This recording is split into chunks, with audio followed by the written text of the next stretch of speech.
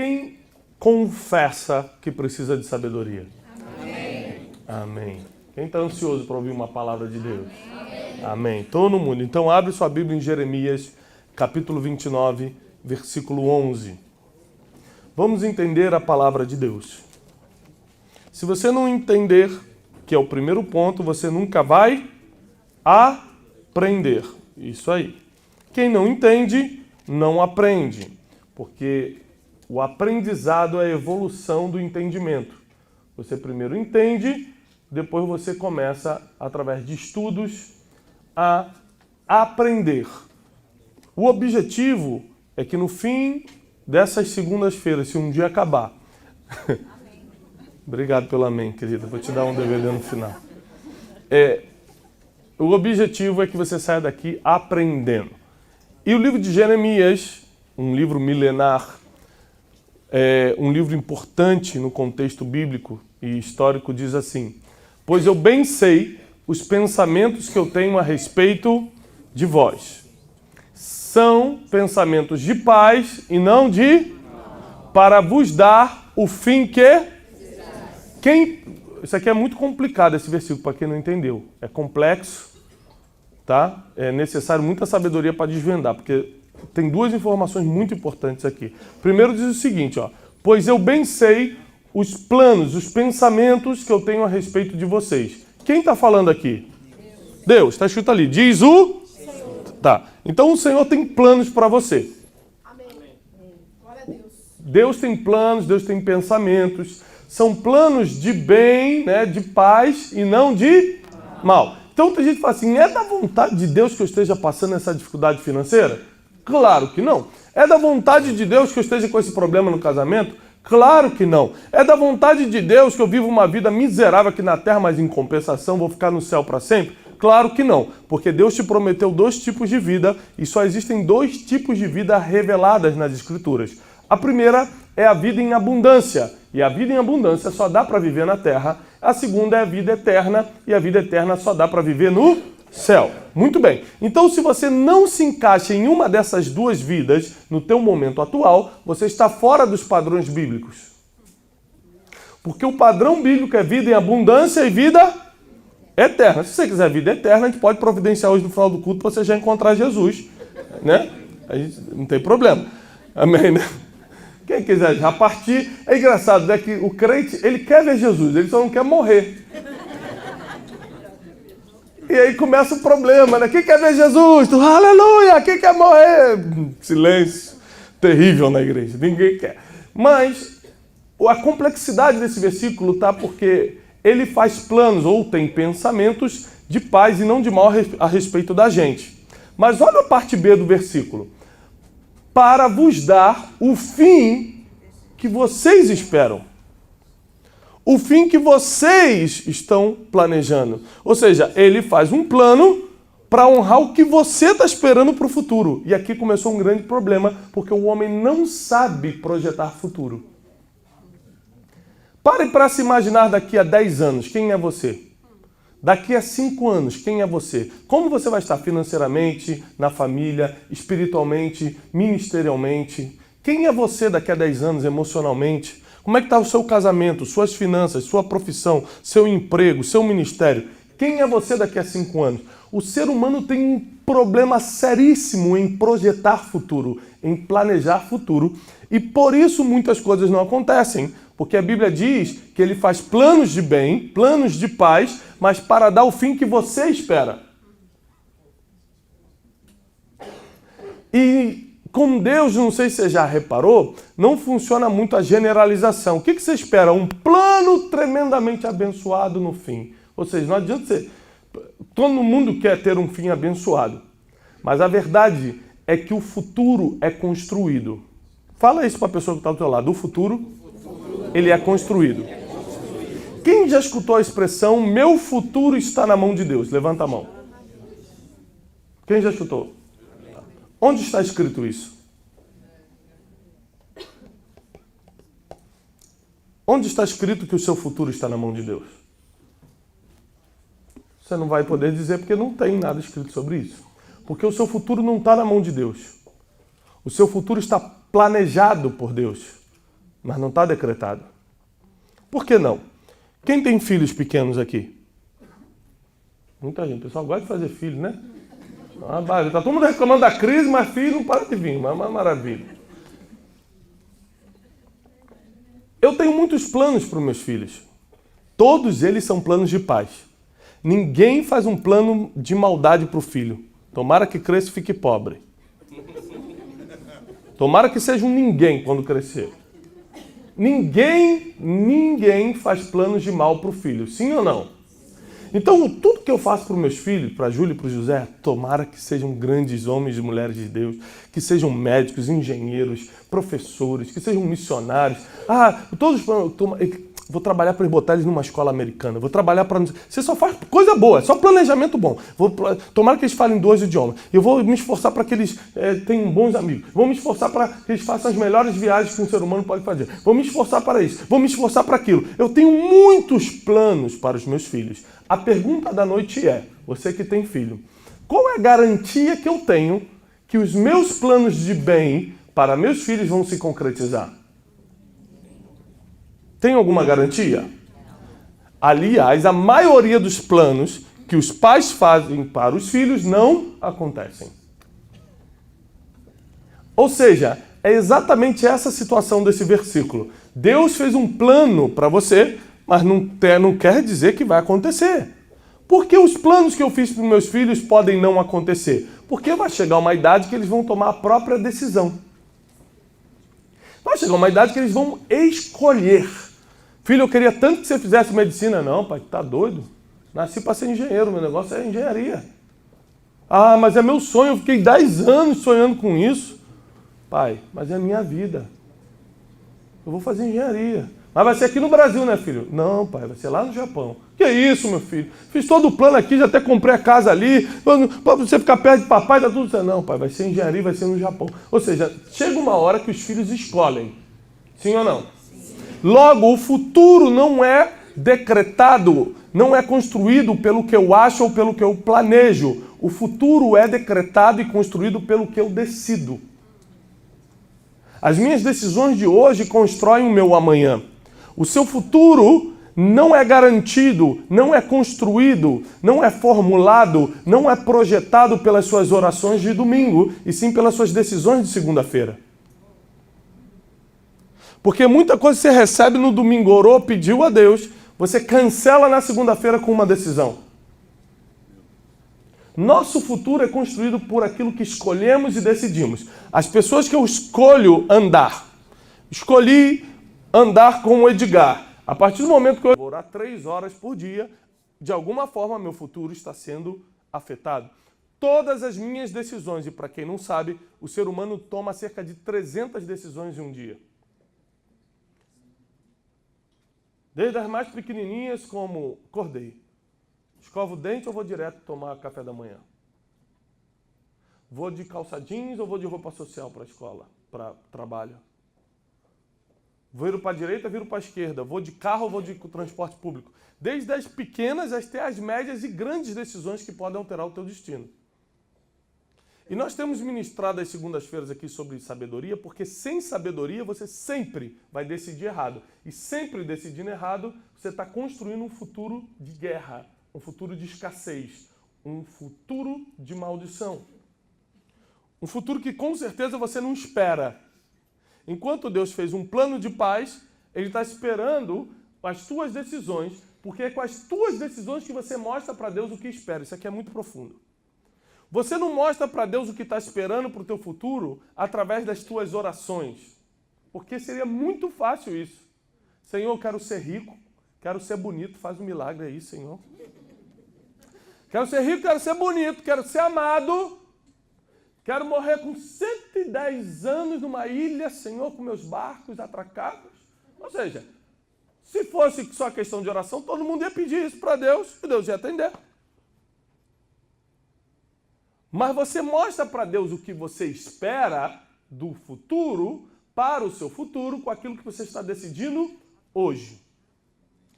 Agora, não importa, e aqui eu entro na mensagem de hoje, não importa se você hoje está no meio de um problema sério, ou se você está no meio de uma grande vitória. Nós temos aqui pessoas que estão em situações diferentes. Algumas estão passando por grandes vitórias, acabaram de receber uma boa notícia, estão prestes a comprar uma casa, foram promovidos, entrou um dinheirinho que não estava esperando. Quando entra aquele dinheirinho que não estava esperando, você anda na rua. Mas está dançando, quem está dançando? Não, negócio aí e tal. É impressionante. Tem gente que está vivendo algo bom, mas tem gente também que está aqui, olha que ironia, dentro das mesmas quatro paredes, que estão passando dificuldades profundas. Problemas emocionais sérios. Tem gente que não está conseguindo dormir. Tem gente que está preocupado que a empresa vai quebrar ou não vai quebrar. Meu Deus, o dinheiro sai ou não sai. Tem gente que está esperando um diagnóstico e está tão ansioso, tão desesperado, porque não sabe qual é a resposta do diagnóstico. Cada um aqui está numa situação. Mas a boa notícia é, o que você está passando hoje é apenas parte do seu caminho, não é o seu destino. Isso quer dizer que não importa o que está acontecendo hoje, as pessoas só vão se lembrar de como você terminou. Como assim, Tiago? Abre sua Bíblia, por favor, em Eclesiastes. Capítulo 7, versículo 8. Eclesiastes, capítulo 7, versículo 8. Você vai começar a entender agora o porquê você precisa muito, muito, muito de sabedoria na vida. Vamos ler? Melhor é o fim das coisas do que o princípio delas. Melhor é o fim do que o começo. Por que melhor é o fim do que começo? Porque as pessoas só se apegam, só se lembram de como você terminou. Deixa eu lhe contar uma história. Seu Antônio é um homem, 40 anos de casado, fiel. Um homem que era um excelente pai. Sempre abriu mão das suas coisas pessoais em prol dos filhos. Seu Antônio nunca deixou atrasar uma conta, ele se preocupava muito com a manutenção do lar. Seu Antônio era um homem fiel a Deus, inclusive. Não só era um bom frequentador de igreja, como também era fiel no dízimo e nas ofertas. Seu Antônio era um marido exemplar, sempre honrou a esposa, sempre a preferiu em honra, sempre deu o primeiro lugar, sempre foi aquele pacificador que todo mundo gostava. Depois de 32 anos de serviço, seu Antônio se aposentou. E uma vez já, com 1 ano de aposentado, estava no mercado fazendo compras sozinho, quando encontrou uma antiga colega de trabalho. Começaram a relembrar o tempo bom que viveram na repartição, tantos anos trabalhando junto. Estenderam para um cafezinho e aquele cafezinho os levou a um hotel. O único problema é que seu Antônio teve um infarto e morreu no meio da única infidelidade conjugal da sua vida. No outro dia, quando foram enterrar o seu Antônio, as mais de 250 pessoas presentes no enterro, nenhuma estava falando: seu Antônio, que gente boa, me ajudou tanto. Lembra quando ele me emprestou aquele dinheiro quando eu precisava? Nunca me cobrou. Olha, seu Antônio, 40 anos, deu toda a vida pelos seus filhos, 40 anos sendo fiel. Olha, 40 anos na igreja, ajudando os irmãos, sendo fiel em tudo. 40 anos, olha, sempre apoiou a esposa, nunca levantou a mão contra a esposa. Sempre... As pessoas não falavam isso. As pessoas só falavam assim: olha o que acontece com o adúltero aí. Olha o que acontece.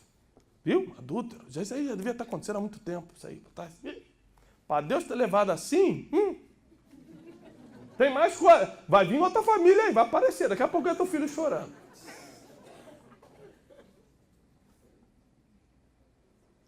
Porque você sabe que tem crente que é fofoqueiro demais, né, irmão? Tem crente que tá dando show no diabo. O diabo fala: bonito, hein? Fazer o curso com você.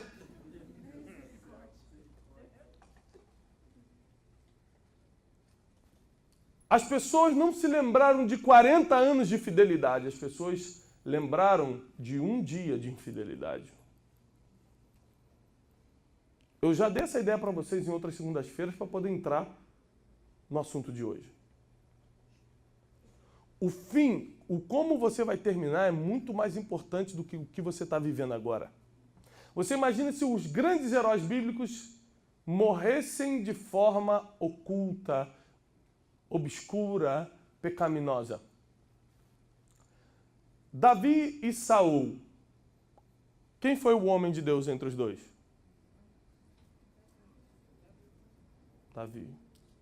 Davi e Saul, quem foi o grande rei de Israel? Ninguém quer arriscar? Davi. Agora, por quê? Se Davi matou criancinha? Por que se Davi teve relações sexuais com a mulher dos outros? Por que se Davi matou inocente? Por que se Davi foi um adúltero, um cara que cometeu tantos erros sérios?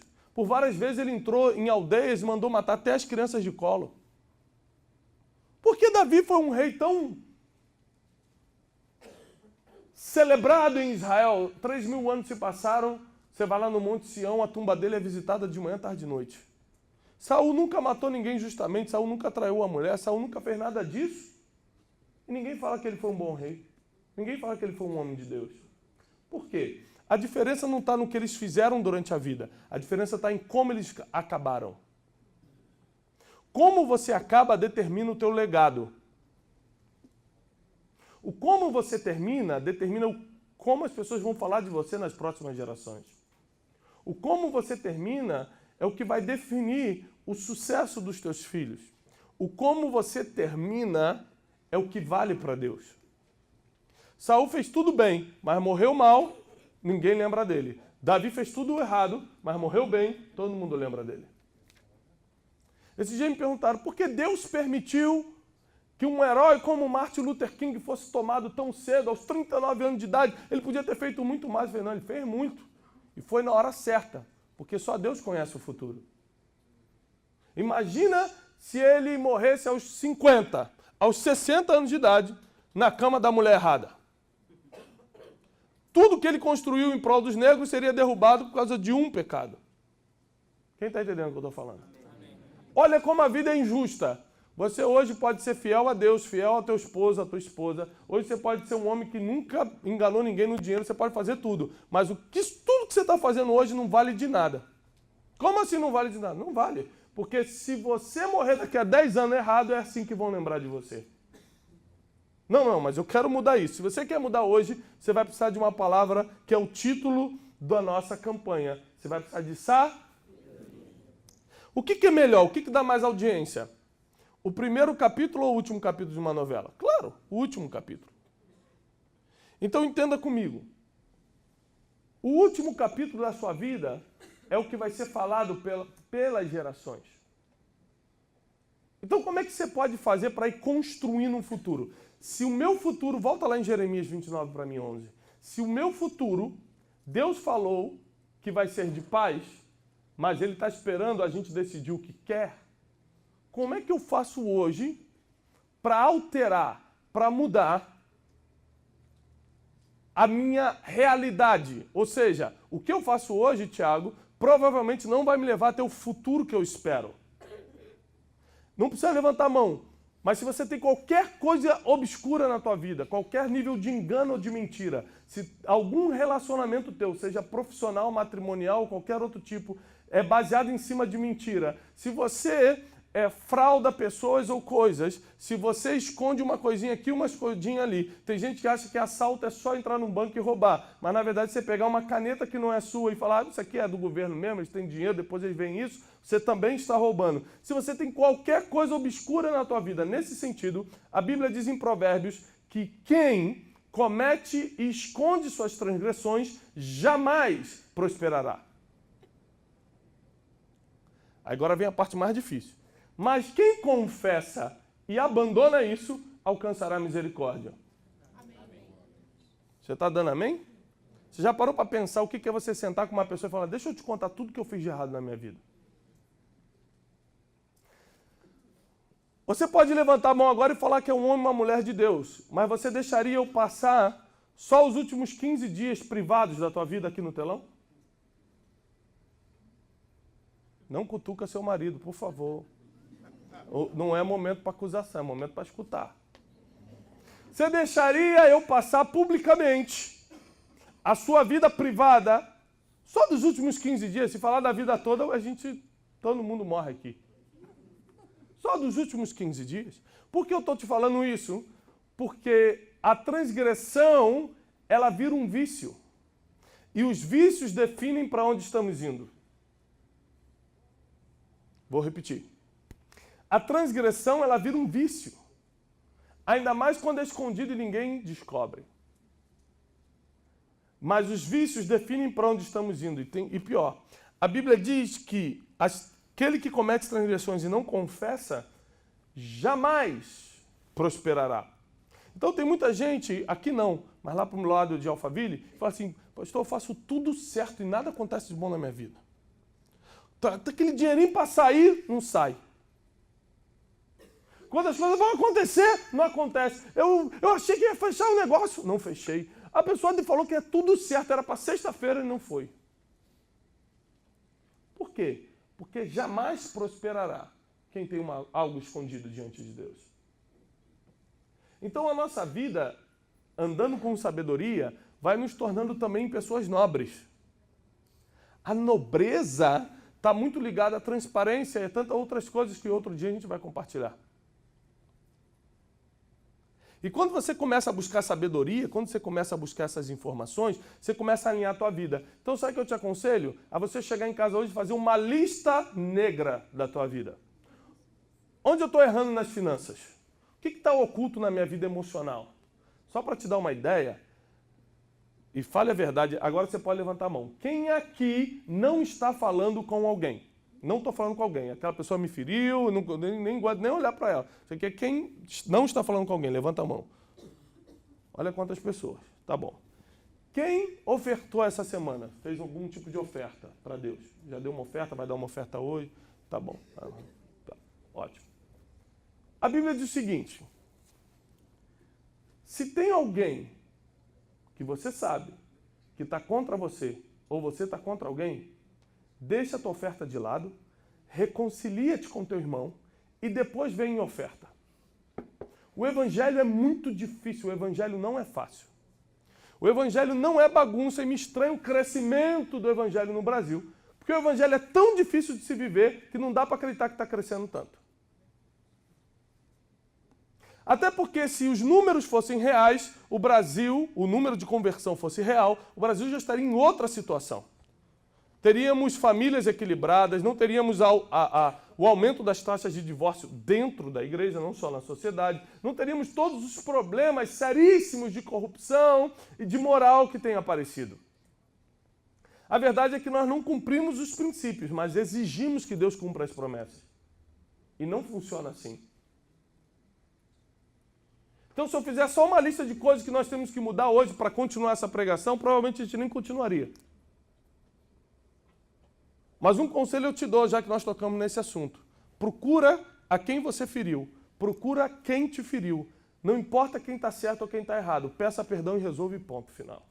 De preferência, dê um abraço, que o abraço fala mais do que 1000 palavras. Só para você ter uma ideia, uma vez eu fiquei 2 anos sem falar com um amigo meu. Eu também já fui pecador também. Fiquei 2 anos sem falar com um amigo meu. Nem lembro por quê. Porque às vezes você para de falar com uma pessoa só porque se sentiu mal, porque ela falou alguma coisa que você não gostou, você já se acha o dono da razão. E o problema de você não falar com alguém, amigo teu, e que você tem que conviver com essa pessoa, assim, porque está no mesmo bairro, na mesma igreja, é que você tem que andar atento. A pessoa está ali, você passa para cá, mas você está andando no shopping, meu Deus, está vindo, vai para cá. Você anda num pé só na rua, assim, ó, já preparado, já para correr. E eu estava com esse amigo meu numa festa. E eu estava na festa, e eu sabia que teria uma probabilidade dele estar, porque era de um amigo em comum. Então eu estava ligado, irmão. Pensa num cara ligado na festa. Eu olhava para tudo quanto é lado. Quando eu peguei um salgadinho e virei para trás, mas bati de nariz com nariz. Eu tentei mandar o Matrix. Saí, mas não deu. Quando eu tentei sair fora, ele me abraçou e apenas me abraçou. E quando ele me abraçou, eu comecei a chorar e comecei a pedir perdão para ele. Eu falei, meu Deus, mas até hoje eu achava que ele estava errado. Um abraço. Eu falei, cara, me perdoa. Não, me perdoa também. Eu falei, tá bom, então vamos comer uma coxinha, tá tudo certo. Porque tem coisa que a coxinha resolve, né, irmão? O Guaraná Dolly não, o Guaraná Dolly é do demo, que isso? Só espero que o dono da Dolly não esteja aqui, eu estou brincando. Ou seja, eu fiquei 2 anos pregando o que eu não vivia. E a gente fica pedindo coisas a Deus que Ele nunca vai dar, porque a gente está totalmente contra os princípios. Existem muitas coisas que nós temos que rever na nossa vida e só a sabedoria vai te mostrar, para que você possa hoje já consertar e entrar num novo começo, numa nova situação, numa nova estação. Você lembra como quando aquele jovem rico, em Mateus 19, aborda Jesus e fala assim, bom mestre, o que eu tenho que fazer para herdar a vida eterna? E Jesus falou assim para ele, por que me chamas de bom? Sabe por que Jesus falou isso? Por causa de uma tradição judaica antiga e até hoje acontece, de você não chamar ninguém de bom até que ele tenha completado a obra. Experimenta chamar um pedreiro de bom antes que ele acabou teu banheiro. Pedreiro você não pode elogiar nem quando ele acabou tudo, irmão, porque dá um jeito de quebrar depois. Se você falar, tá chegando na hora, hein, seu Antônio? Ah, prepara que no outro dia ele vai chegar às 11 horas. O que é isso? Desculpa os pedreiros, se tem pedreiro aqui, eu estou brincando. O que é isso? Ninguém pode ser considerado bom até terminar a obra. E Jesus não tinha terminado a obra dele, até ele tinha risco de falhar. Jesus tinha risco de falhar? Claro.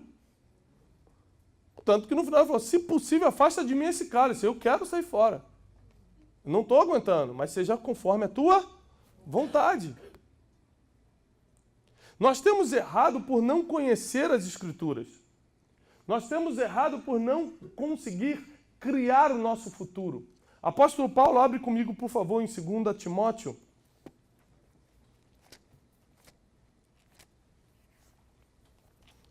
Segunda carta a Timóteo. Capítulo 4, versículo 7.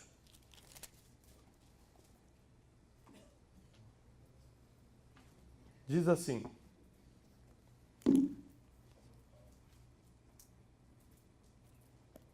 Combati o bom combate, acabei a carreira e guardei... Pronto, últimos dias da vida de Paulo. Ele presta contas. Eu combati o bom combate, eu acabei a carreira e guardei a fé. Eu fiz tudo direitinho. O profeta Samuel, quando já estava para morrer também, lá no seu primeiro livro, ele diz o seguinte, eu vou parar, tenho servido a essa nação e a essa geração desde a minha mocidade, que se juntem os 12 líderes das tribos. E veio toda a nação com os 12 líderes da tribo, e ele falou assim, se eu falhei com alguém, se eu roubei alguém, se eu defraudei alguém, se eu aceitei dinheiro para ser mais justo com o outro, se eu fiz qualquer coisa, fale-me agora, porque eu vou restituir, porque eu estou entregando o ministério. Eu já vou morrer, estou acabando. E todos os 12 cabeças das tribos falaram, em nada falhaste conosco, em nada nos roubaste, em nada foste infiel. Então ele falou, então eu guardo a carreira agora, eu guardo a fé, eu acabo a carreira. Ou seja, esses homens são lembrados pelo fim que tiveram. Esses homens foram lembrados porque foram fiéis até o fim. A Bíblia tem uma coisa muito profunda com o fim. Fala assim, ó, aquele que for fiel até o fim, receberá a coroa. Jesus Cristo foi obediente até a morte de cruz. Ele foi obediente até o fim. Só que como é que eu construo esse fim? Como é que eu posso garantir que a minha empresa vai terminar bem, que a minha família vai terminar bem? Como é que eu posso saber que o meu ministério vai terminar bem? Quantas pessoas começaram e não acabaram? Levanta a sua mão. Quantos de vocês aqui já começaram alguma coisa e não terminaram? Só todo mundo. Só alguns de todos. A gente começa a empresa e para na metade. A gente começa relacionamento e desiste. A gente começa a empreender alguma coisa e fala, tá muito difícil. E aí, por exemplo, a gente abre um empreendimento. Aí você olha pro vizinho, o vizinho trocou de carro e fala, rapaz, meu negócio não tá indo bem não. O negócio agora é vender seguro, olha lá, o rapaz tá vendendo seguro, já tá. Aí, a grama do vizinho sempre é mais verde, porque você não está por dentro do problema, você não está vendo o que ele está passando. Então você acha que ele está se dando bem, para o teu negócio no meio e parte para um próximo negócio. E nunca termina nada. Nunca termina nada. As pessoas fazem isso porque sem sabedoria você não tem nem certeza do que está fazendo. Vou lhe fazer uma pergunta, se eu fiz aqui, me perdoem porque eu vou ter que refazê-la. Quem aqui gostaria de ganhar 10 milhões de dólares? O rapaz está desesperado ali, o cara falou, meu Deus, recebo. Quem gostaria? Todo mundo gostaria. Não, a Pedro não está precisando. 10 milhões de dólares. Pare para pensar agora. Quando você abre aquela tua conta, está sempre com menos 30. O gerente do seu banco sempre te ligando e não é para dar bom dia, é para perguntar, e aí, vai cobrir? Aquela dificuldade louca. De repente você abre e tem, nem sei quantos dígitos são, é tanto que não dá nem para contar. 10 milhões na conta. O que você faria? Qual seria a tua atitude amanhã? Para onde você iria? Olha, irmã, não promete que você não vai cumprir. Amém. Então, se ganhar, vai? Então, tá bom. Se ganhar, ela vai comprar o imóvel da igreja. Amém? Nota o nome dela ali, que eu não sei qual é, mas vocês já viram quem é. Porque se você pegar esses 10 milhões e fizer alguma coisa que você já não esteja fazendo hoje, quer dizer que a tua vida hoje não tem propósito. Você vai ter que dormir com essa aí hoje. Vou repetir, porque você não entendeu. Tem gente que fala assim, não entendi nada, repete, volta. Porque se 10 milhões vai mudar o que você vai fazer amanhã, quer dizer o que você está fazendo hoje é sem propósito.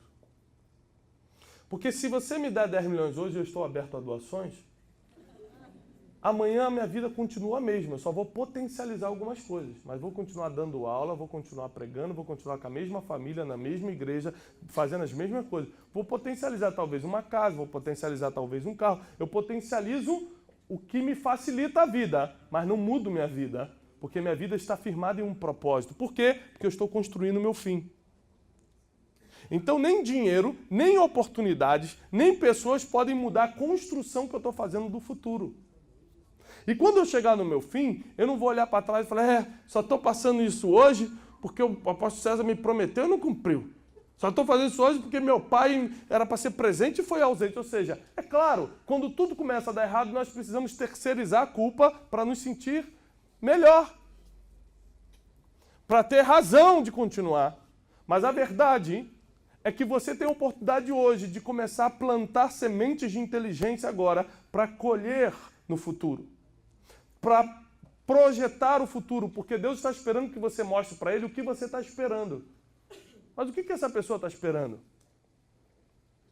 Eu fiz planos de bem, mas conta para mim, através das tuas decisões e escolhas, o que você realmente está esperando. Os meus filhos vão se comunicar comigo, eles vão revelar o que esperam da vida deles quando eles começarem a decidir. Você imagina, qualquer coisa que eu perguntar para eles agora, na idade que eles têm, o que você quer ser, filha? Ele fala assim, ela falou assim esses dias para mim, o que você quer ser, filha? Ela falou, pai, eu já estou decidida, ou eu vou ser médica ou enfermeira. Aí ela me olhou, pai, quem ganha mais, o médico ou o enfermeiro? Eu falei, já tá a maldade chegando já, né? Quem ganha mais? Eu falei, o médico. Ah, não, então você é médico. Ou seja, ela vai ser médico? Sim ou não? Sei lá. Não tem a mínima ideia. Ela tem 7 anos. O que ela está falando não tem noção. Assim somos nós falando com Deus. Deus, eu quero ser médico. Mas você só tem 7 anos. Você não sabe o que você está falando. Não, mas é isso que eu quero, Deus. Me dá, Deus. Me dá, Deus. Por favor, Deus. E a Bíblia diz que quando você bate muitas vezes na porta, ela abre. Tem muita gente que recebeu de Deus o que não era para receber. Foi Deus que deu? Foi, porque todas as coisas estão na mão dele. Quem pediu? Você. Como é que se fala você em francês, pastor Carlos? Hã? Trois? Vous? Você está todo mundo sabendo francês aqui? O que está acontecendo? Ah, é? Vous? Votre? Ou seja, quem escolheu foi votre.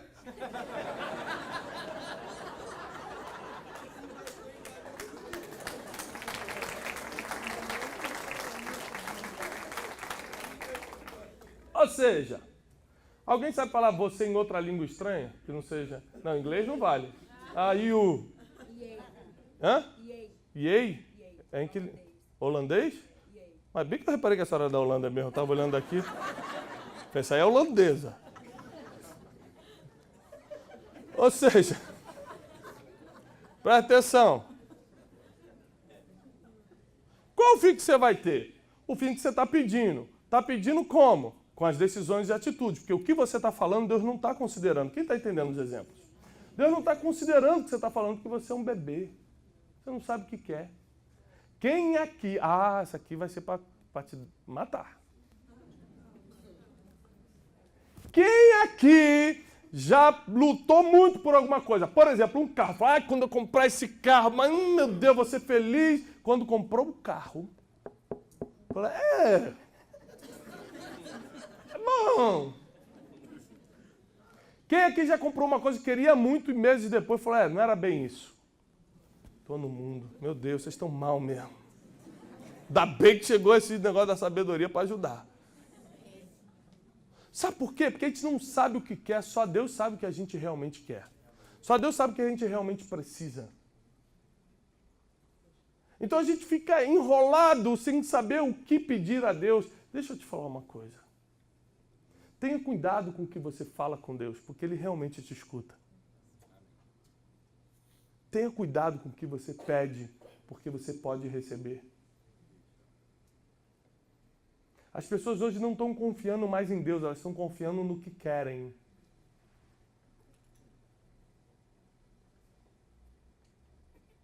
Eu já contei para vocês, eu vou repetir porque tem muita gente nova aqui. Minha filha quase todo dia me vem pedir doce. Pai, me dá um chocolate? Não. Pai, me dá um doce? Não. Pai, me dá uma cocada? Não. Pai, uma paçoca? Não. Pai, não sei. Tudo que é doce ela me pede todo dia. Mas todo dia, irmão. Pai, me dá isso não. Pai, me dá aquilo não. Pai, não. Por que não? Porque se eu te der o que você está me pedindo, se eu te der o que você quer, você não chega aos 10 anos de idade. Eu tenho que dar o que você está pedindo o que você quer, mas o papai tem que te dar o que você precisa. E a fase que você está é de comer arroz e feijão para crescer. Então por que você pede e não recebe? Porque você pede o que quer e não o que precisa. Por isso Deus não te dá. Porque não é a hora de receber. Sabe qual é o problema? Você continua batendo. Não, mas eu quero sim a paçoca. Eu quero paçoca! Chega uma hora que Deus te dá a paçoca. Aí você está internado no médico com glicose alta e ora para o mesmo Deus. Me cura da glicose! Livre-arbítrio. Você pediu e recebeu. E assim as pessoas estão construindo o seu futuro, sem sabedoria alguma. Abre comigo, por favor, em Gênesis, capítulo 12.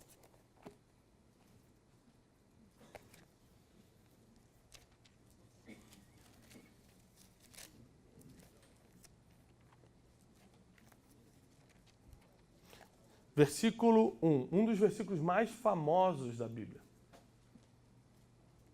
Diz assim: Ora, o Senhor disse a Abrão. Anote bem isso aí, tá? O que ele disse? Sai da tua terra. Número 1, sai da tua.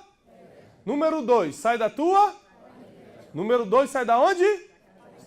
E a terceiro, sai da casa e vai para a terra que eu te mostrarei. Uma pergunta: Abraão saiu e foi? Ah, não é possível, gente. O nome dele é pai da fé por causa de quê? Porque ele saiu e foi. Foi ou não foi? Foi.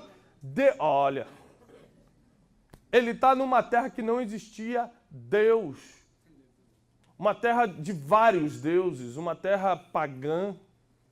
Ninguém tinha uma experiência tão profunda com Deus naquela época. Deus não se manifestava assim de qualquer jeito. De repente, esse homem escuta uma voz.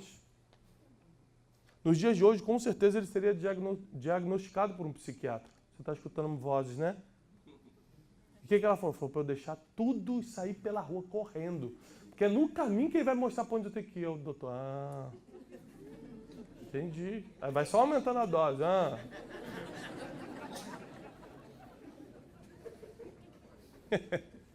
É ou não é, pessoal? O cara escuta uma voz que dá uma ordem sem sentido. Larga tudo. Larga a tua segurança financeira, que é o teu pai que era empresário. Larga a tua segurança emocional, que é a tua família, teus parentes, tua infância aí, as ruas que você cresceu. Larga tudo isso e vai sem destino, que eu te mostro para onde você vai. Ah, gente, tem que ter muita fé. E esse homem teve fé. Ele largou a segurança financeira dos pais, largou a segurança emocional da família, dos parentes, largou tudo e foi. Fé ele tinha. Muita fé. Agora repare comigo na continuação. Deus começa a prometer para ele, no versículo 2, far-te-ei uma grande nação, te abençoarei, engrandecerei o teu nome, tu serás uma bênção, abençoarei os que te abençoarem, amaldiçoarei os que te amaldiçoarem, e em ti serão benditas todas as famílias da terra. E assim partiu Abraão como o Senhor lhe tinha dito, obedeceu, e foi Ló com ele.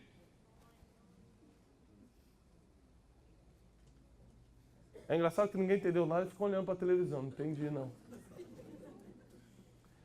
Vamos repetir os 3 pontos que Deus mandou ele fazer. Sai da tua, sai da tua e sai da casa. E Ló era sobrinho. Sobrinho é parente? Hã? É. Aí ele obedece a Deus, porque tinha fé, mas não tinha sabedoria para escolher quem ia com ele. Fé suficiente, sabedoria negativa. Na escolha de quem seria seu companheiro de viagem, seu destino foi alterado. Porque a ordem é de Deus, mas a escolha é tua, sempre. Deus não pode interferir no teu livre-arbítrio, isso tem que ficar claro nesses dias. Deus não pode interferir no teu livre-arbítrio. É por isso que na hora da decisão ele nunca está contigo. Jesus na cruz, Pai, por que me desamparaste? Não é que eu não estou contigo, não é que eu te desamparei. É que você está decidindo, eu não posso estar nesse momento. Senão não existe livre-arbítrio, senão você é só um boneco de marionete, eu estou brincando com você. No final sou eu que decido mesmo. Não, escolhe. Depois você escolhe, eu entro. Seja para te honrar ou para te corrigir. Honrar pela decisão correta ou te corrigir pela errada. E ele decide, Abraão, levar Ló consigo. É claro, Ló era mais jovem, Ló seria uma segurança física para o caminho, andar com Sara, com aqueles camelos, atravessar um deserto inteiro, atravessar nações, não devia ser tarefa fácil. Ele precisava de uma segurança até emocional, ter alguém para conversar, alguém para apoiar, para dar aquele tapinha nas costas. Vai, falta pouco, você consegue. Porque tem gente que ainda que tenha fé para obedecer a Deus, quer ajudar Deus escolhendo alguém para ir no caminho. Quer levar, qual é o nome da... Um patuá. Lembra do patuá que quer levar? Vai que dá errado, vai que Deus muda o negócio, tem um negocinho aqui para... Né, padre? Dá uma ajudada forte aqui. Dá uma fortalecida. Então ele levou Ló como um amuleto, como uma oportunidade, como alguém para fortificar sua inteligência, sua vida emocional. O problema, no capítulo 13, ou seja, um capítulo depois, no versículo 7, diz assim, 13, 7. E houve grande contenda entre os pastores de Abraão e os pastores de gado de Ló. Os cananeus e os perizeus habitavam então na terra. E disse Abraão a Ló, ora, não haja mais contenda entre mim e ti, e entre os meus pastores e os teus pastores, porque somos irmãos.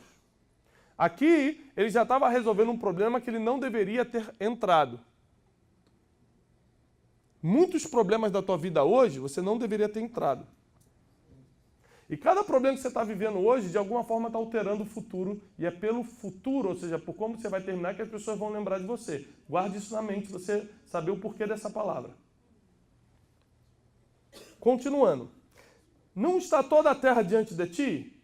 Eia, pois aparta-te de mim, ou seja, sai fora. Se escolheres a esquerda, eu irei para...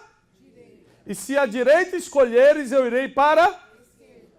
Ou seja, você que entende um pouquinho do português, para uma pessoa falar essas palavras que estão escritas na Bíblia, ela estava tranquila ou nervosinha? Amado, eu queria conversar contigo hoje, para nós entrarmos num acordo. O acordo é bem simples. Se você escolher a esquerda, eu irei voluntariamente para a direita. Mas caso o amado escolha a direita, não tem problema, eu irei para a esquerda. É assim que você dá uma notícia dessa? Fala assim, meu irmão, não tem mais briga entre eu e você. A gente é irmão, não estou te aguentando mais. Vai para a esquerda que eu vou para a direita. E se você for para a direita, eu vou correr para a esquerda. Ou seja, um problema que ele não precisava estar passando. Perdeu o gado, perdeu a segurança que tentou levar pelo caminho. Agora, escute o pior depois. Versículo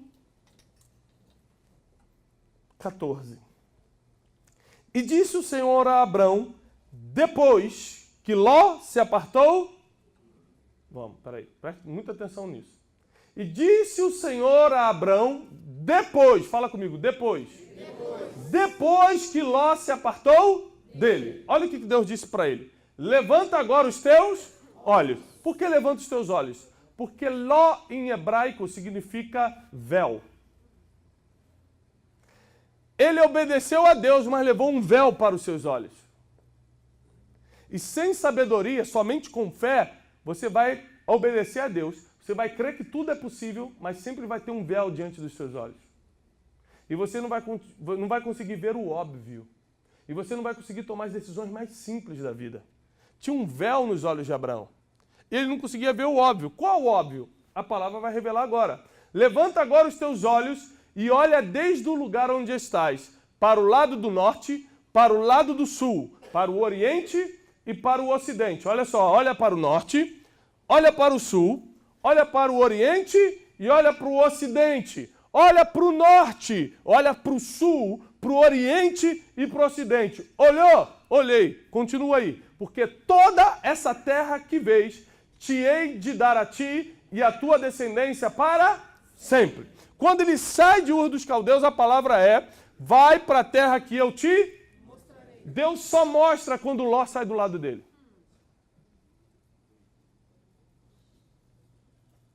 Enquanto você estiver com Ló do teu lado, e esse Ló só se instala quando você não tem sabedoria para tomar as decisões do futuro, Deus não te mostra a terra que te prometeu. É por isso que tem gente que morre do jeito que morre, termina do jeito que termina, não conquista nada, começa e nunca consegue acabar, tudo fica pela metade, não consegue se relacionar com ninguém, começa um negócio, parece que vai entrar o dinheiro e nunca entra, nada dá certo, porque ele decidiu levar um Ló consigo, um véu para os seus olhos. Ló, nesse caso aqui, era uma pessoa, mas tem gente que até hoje guarda uma mágoa do passado, e o nome disso é Ló, é um véu nos seus olhos. Tem gente que até hoje está com dinheiro que não é seu. Tem gente que até hoje guarda a cartinha do namorado, da namorada de não sei quantos anos atrás. Tem gente até hoje, tem coisas no celular que já eram para ter deletado. Tem gente que insiste em ficar com um sócio que Deus já mandou largar. Tem gente que não toma a decisão de deixar Ló ir. E só quando Ló vai embora, e só quando Ló sai do teu lado, Deus fala, agora levanta os olhos que eu vou te mostrar o que foi prometido a você. Agora levanta teus olhos que eu vou te fazer entender a promessa de anos atrás. Quem aqui dentro tem uma promessa de Deus? Amém. E quem não tem vai sair daqui com uma, eu garanto. Amém. Quem não tem vai sair daqui com uma. Amém. A promessa só se cumpre se você está liberado dos lós da vida. Por quê? Porque Deus não pode dar o que é teu para o Ló. Isso aqui é muito profundo. Deus nunca vai deixar Ló com medo que era só para você. Então, enquanto Ló está do teu lado, o que é teu, a terra que é tua, ele não dá. Quando você tira Ló, é um nome que estava num documento.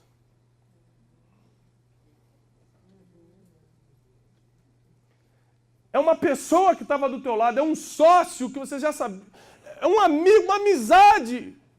Porque as más amizades corrompem os bons costumes. Você já conhece a palavra, você só não pratica, mas conhece bem. Conhecer, todo mundo conhece tudo. Praticar que é o problema. Né?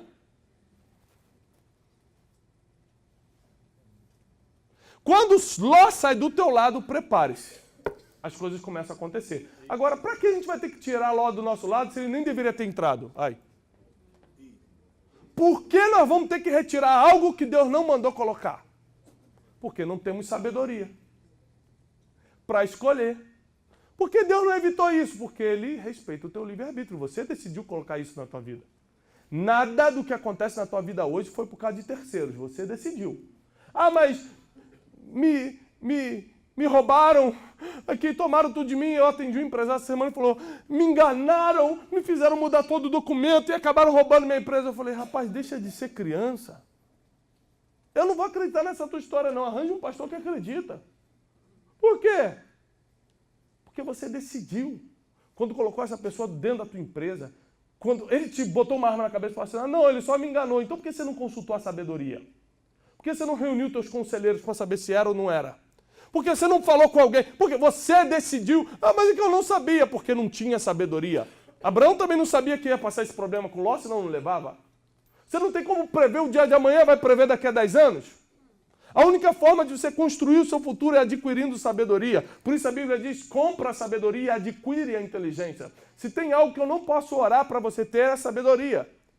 Eu posso orar por muitas coisas. Eu posso orar para que você tenha unção. Eu posso orar por transferência de poder, transferência de riqueza. Até transferência de riqueza a Bíblia dá respaldo para isso. Agora, transferência de sabedoria eu nunca vi.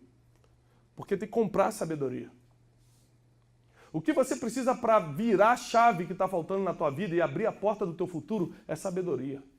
E nós temos falado incansavelmente às segundas-feiras aqui, pague o preço que for para ter a sabedoria, ande com as pessoas melhores do que você, leia os livros certos, escute as pregações certas, faça o que você tem que fazer para crescer, para se desenvolver, para entender. Porque senão você não vai reconhecer o Ló que está do seu lado na sua vida, você nem sabe onde está errando sem sabedoria. Nenhuma pessoa anda comigo. Nenhuma pessoa aperta a minha mão. Nenhuma pessoa aperta a mão no sentido de fechar negócio. Nenhuma pessoa está do meu lado se a sabedoria não tenha liberado ela de estar comigo. Porque eu sei quanto vai me custar tomar uma decisão errada agora. Eu sei o quanto vai me custar se eu não souber escolher quem trabalha comigo, com quem eu me relaciono, com quem eu aprendo, de quem eu recebo. Eu sei o quanto vai me custar se eu colocar um Ló na minha caminhada agora. É fácil no início. Sabe por que você coloca... isso aqui... Você sabe por que coloca Ló na sua vida? Porque no início ele te dá segurança. Ele empurra o camelo para você, ele fala que tudo vai dar certo, dá o tapinha nas costas. O problema é que quando o teu gado começa a multiplicar, ele quer a metade. E quando começa o problema, ele começa a contender com os teus pastores de gado. E fala, não, peraí. Isso aqui é meu, eu estou te ajudando. Fala assim, não, mas a ideia é minha. Deus deu para mim. Não, mas a ordem foi para mim. Eu que vou ser o pai de grande nação. Nós dois, meio a meio, half. Metade do mundo para cada um. Fica com o Oriente, eu fico com o Ocidente. Da China para cá é meu. E aí? Enquanto a ordem era clara. Se você revisar as ordens que Deus realmente te deu, sempre é uma ordem clara. Você que tenta dar uma misturadinha para ajudar Deus. Porque Deus falou, não leva os teus parentes. Mas eu vou levar Ló, é mais ou menos parente. Você sempre tem uma boa desculpa para Deus. Deixa eu te falar uma coisa. Quem quer terminar bem aqui? Fala, eu quero terminar bem, vou deixar legado. Eu já expliquei a diferença de legado e herança aqui? Que bom. Então eu estou soltando tudo aqui, hein? Vocês estão bem. Presta atenção nisso. Você quer terminar bem? Comece a selecionar, então, agora, quem anda do teu lado, de quem você toma conselho, que livro você lê, que palestra você escuta, com quem você assina contrato, com quem você faz negócio. Começa a mudar tudo e tenta localizar se tem algum Ló na tua vida, ou seja, alguma coisa que você decidiu colocar para te dar um apoio emocional no início, porque isso vai virar um grande Ló lá no futuro. Isso vai virar um grande problema no futuro e vai dividir o que você tem. Sabe qual é o pior? Talvez você nem conquiste o que deveria ter, porque Deus não pode dar algo para Ló comer junto, porque é só para você. E o que é para você é teu. E o que é de Ló é Ló. Deixa Ló embora para Deus dar o que é de Ló para Ló. Mas o que é teu, é teu. E você precisa pagar o preço da sabedoria, eu repito, porque isso foi o que mudou minha vida. Eu paguei o preço da sabedoria. Quantas vezes eu deixei de comprar coisas para mim, para dentro da minha casa, para poder ir a algum lugar onde tinha um sábio ensinando alguma coisa, escutar um pouco e aprender? Quantas vezes? Quantas vezes eu tive que comprar passagem de avião para ir do lado de alguém, não tinha nada para fazer no lugar que ele estava indo, mas só para ficar aquelas horas do avião escutando, aprendendo, anotando. Tem gente que está sempre esperando uma resposta certa, mas está fazendo a pergunta errada. E as perguntas são mais importantes do que as respostas. A Bíblia diz, quando Jesus aparece aos 12 anos de idade, que ele crescia em estatura, em conhecimento e em sabedoria. Porque sem sabedoria até Jesus tomaria a decisão errada. Se você refletir nas suas últimas decisões, se você refletir agora nas suas últimas escolhas, se você refletir agora nos seus últimos contratos, se você refletir agora nas suas palavras, porque se tem uma coisa que a sabedoria te dá é controle nas palavras. Quantas pessoas se afastaram de você pelo que você falou? Quantos negócios deixaram de andar porque você foi precipitado no falar? Quem aqui estava com o negócio praticamente fechado, aí começou a contar para todo mundo e o negócio não aconteceu? Todo mundo. A história é antiga. Por quê? Porque não se fala o que está para acontecer. Isso só a sabedoria te ensina, ou 40 anos apanhando. Um dos dois, você escolhe. Ou adquire sabedoria agora, ou quando tiver lá para os 70 anos, você fala, tudo aconteceu porque eu falei demais. A sabedoria te ensina agora, não importa a idade que você tenha. Eu lembro de uma oração que eu fiz aos 15 ou 16 anos de idade. Eu dobrei meu joelho e falei, Senhor, eu quero ser um jovem com 20 anos, com cabeça de 60. E uma coisa que sempre falaram para mim, até minha esposa falava para mim, você é muito velho. Eu falei, é porque eu pedi isso a Deus. E meu filho tem 3 anos de idade e a gente fala assim, mas o José é muito velho. José não quer ficar sem camisa, José, o negócio dele é fazer o que eu faço. Mas por quê? Porque a sabedoria te dá um aspecto de maturidade. Eu não consigo fazer o que um jovem da minha idade faz. Para quem não sabe, eu tenho 23 anos. Recebe aí a palavra profética. Você riu um pouquinho. Olha, gente, olha. Estou brincando. Tenho 35.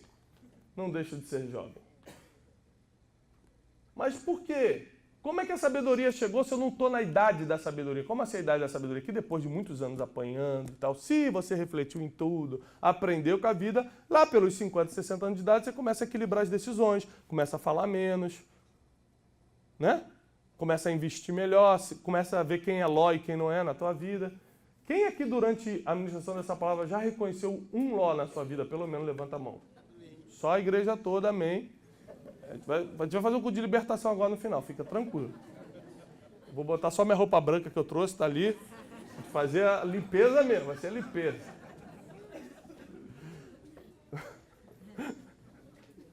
Tô rindo para não chorar, né? E se você pagar o preço que for pela sabedoria, você vai falar melhor, vai deixar de expelir pessoas da tua vida, vai decidir melhor, vai investir teu dinheiro melhor, vai começar a se relacionar melhor, vai começar a praticar os princípios. Por exemplo, a sabedoria ela vai te lembrar coisa do tipo, caramba, eu vou ofertar agora, mas aquele irmão não está falando comigo, porque eu estacionei na vaguinha dele ali, porque tem irmão que é o dono, sabe, que é o dono da vaga da igreja ou o dono do banco, né? Ele senta sempre ali, quando tu senta na vaga dele, ele para de falar contigo, porra, que abuso. 2 anos eu sento naquele banco, o irmão sentou no banco que eu sento. Tem gente que está tão ferida da alma, irmão. Está tão ferido na alma que qualquer coisa vira tempestade em copo d'água. Se você falar assim, paz do Senhor, irmão. Fala, tá, paz do Senhor por quê? Está me olhando? Qual o problema? Fala, não, desculpa. A sabedoria, ela te mostra todas as coisas. Como diz Jó, capítulo 28, ela não está disponível na terra dos viventes, ela está na eternidade, ela já viu o teu futuro. Ela pode te ajudar, ela pode te guiar, ela pode trilhar o caminho que você está tentando aqui na terra. E deixa eu te falar uma coisa, você vai terminar bem. Porque você está sentado aqui, é a prova que você vai terminar bem. Teus negócios não só vão prosperar aqui, como ficarão para os teus filhos. O teu ministério não será reconhecido só aqui, mas será um ministério por gerações. Existem pessoas que morreram há décadas atrás e ainda falam hoje. Porque o legado foi muito forte, ou seja, o fim foi impactante.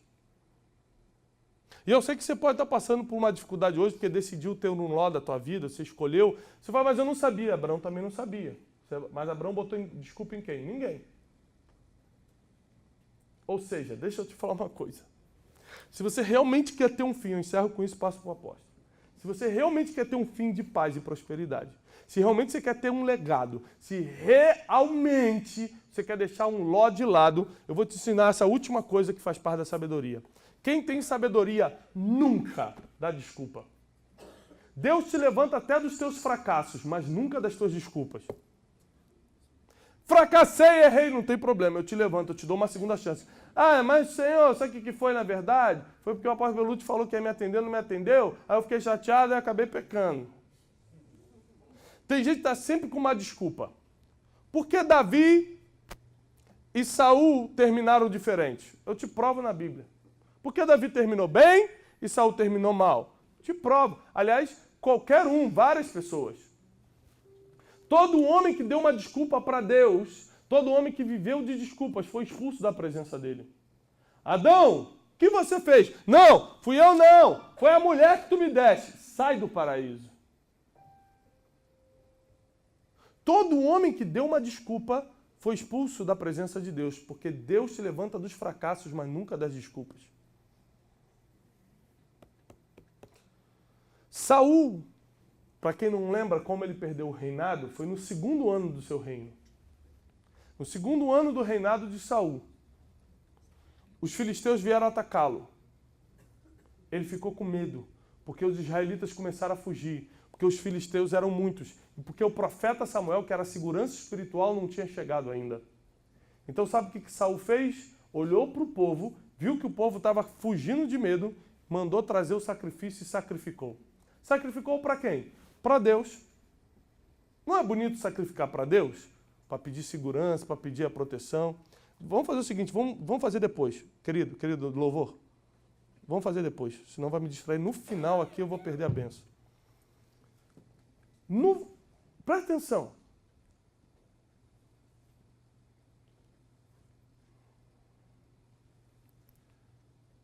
Saul obedeceu a Deus em várias coisas, foi fiel a Deus em várias coisas. Foi colocado como rei em Israel. Ficou ali, permaneceu. E quando foi sacrificar para o Senhor. Só tinha um problema. tinha uma ordem que ninguém poderia sacrificar sem a presença do profeta. Reparem isso. Ele fez algo que era certo, sacrificar para Deus, mas fora do tempo. E quando ele sacrifica para Deus fora do tempo, por que fora do tempo? Porque o profeta não tinha chegado. Quando Samuel chega, fala, o que você fez? Porque toda vez que você errar, Deus vai colocar alguém do teu lado para corrigir. Por isso que a Bíblia em Provérbios cita mais de 19 vezes: ama a repreensão e acharás a vida. Ama a repreensão e habitarás com a sabedoria. Ame, abrace a repreensão para que eu dê descanso à tua alma. Ou seja, a repreensão é de Deus. Deus só repreende a quem ama. Da mesma forma que você vê um pai que não corrige seu filho, duvide do amor desse pai. E Samuel chega e fala, o que você fez, Samuel? Aí Samuel fala para Saul, o que você fez? Saul respondeu, claro, você queria que eu fizesse o quê? O povo estava com medo, você estava demorando e os filisteus estavam avançando. Sacrifiquei mesmo. Samuel vira para Saul e fala, hoje Deus toma o teu reino. Hoje tu serias estabelecido em Israel para sempre, mas pelo que você fez, ou seja, porque você deu uma desculpa, eu tomo o teu reino. Deixa eu te falar uma coisa. Alguém aqui sabe quantos anos Saul reinou sobre Israel? 40 anos. Aqui a gente tem um problema matemático então. Porque se Saul reinou 40 anos, como é que ele perdeu o reino no segundo ano? Porque Deus só toma o que ele te deu.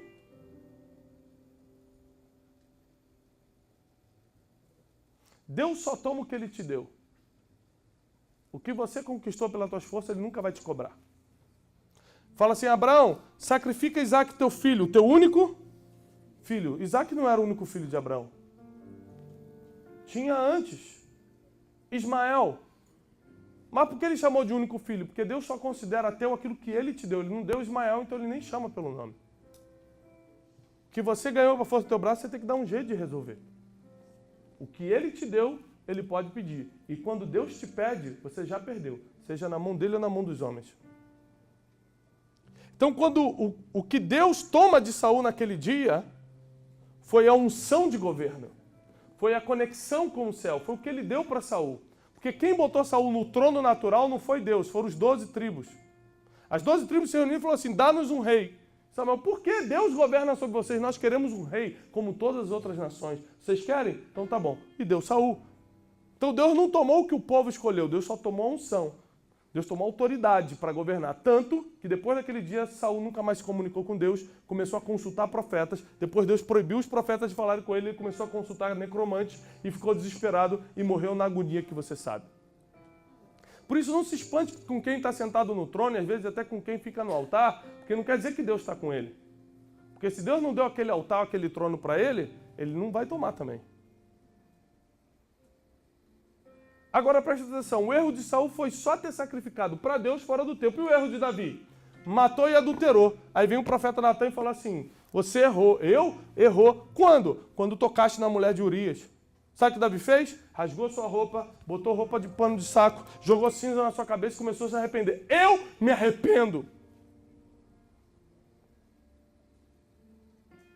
E Deus levantou Davi. Davi errou muito mais. Muito mais. Muito mais. Mas porque não deu desculpas, Deus o levantou. Saul errou só um pouquinho, só errou no tempo de sacrificar, mas deu uma desculpa. Deus te levanta dos teus fracassos, mas nunca das tuas desculpas. Pare de dar desculpa, seja lá o que você está vivendo hoje.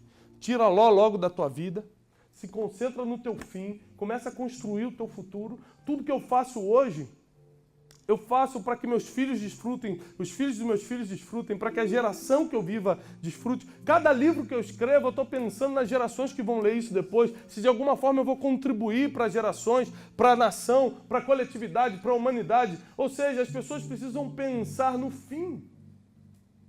E eu sei que se eu morrer de uma forma em desobediência fora do que Deus determinou para mim, se eu terminar mal, tudo que eu escrevi não valeu de nada. Quem vai ler o livro de quem terminou mal? Quem vai acreditar na palavra profética de quem terminou mal? Quem vai acreditar que aquela pessoa que falava tanto era verdade se terminou mal? O nosso fim vai determinar. Nosso fim é forjado pelas nossas decisões. Nossas decisões são tomadas com sabedoria. E a sabedoria não está disponível na terra dos viventes. Então hoje, se você não se conectar com o que Deus tem para você agora, dificilmente você vai criar o teu futuro. Eu fiz plano para vocês, diz o Senhor. São planos de bem e não de mal. Para vos dar o fim que vocês esperam. Fale para Deus hoje o que você está esperando. Fale para Deus o que você está esperando, porque Ele pode te dar. Cuidado com o que você pede, porque Ele pode te dar.